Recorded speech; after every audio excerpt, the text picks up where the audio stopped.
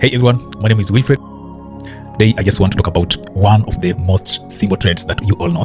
I know some of you have interacted with this particular trade and maybe you don't know how do people make money out of this. I have a friend who is making approximately $1,000 on a monthly basis with actually doing less minimal thing.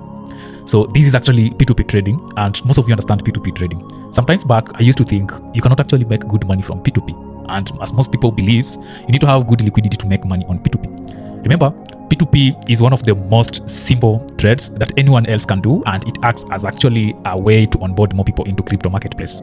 For those who don't understand what P2P trading is, this is a form of fiat to crypto gateway. Let me say I have Kenya shillings, I want to buy USDT, or I want to actually have Bitcoin. I'll actually go for peer-to-peer trading. Is actually a simple way of depositing into a centralized exchange. Been actually examining, trying to actually understand how different merchants benefit from this particular platform.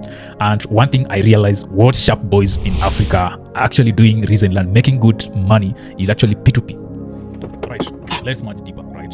So assuming you're a newbie, you are maybe interacting with BingX for the first time, you have never done any P2P trade on BingX. Basically, BingX gives you, currently we have an offer where it gives a subsidy of about 5%. So generally this means I happen to buy at a discount of 5%. Let me say I'm buying like a coin of $300, I'll receive 10 cashback, right? So for the case of merchant, how does they benefit? So for a merchant, it will not display this offer for them.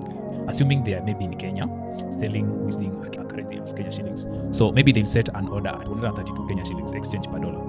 And for this case, on the other end, for the newbie, it will display for them like they're buying at 127. That is actually a margin. They'll actually be encouraged to buy because exchange is giving them an offer compared to the exchange, so they're buying cheaper.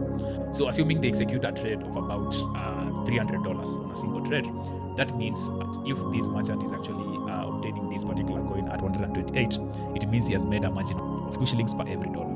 And because of the platform offer, many people are actually buying. Assuming maybe this merchant in a day, he manages to execute, let me say, 30 trades.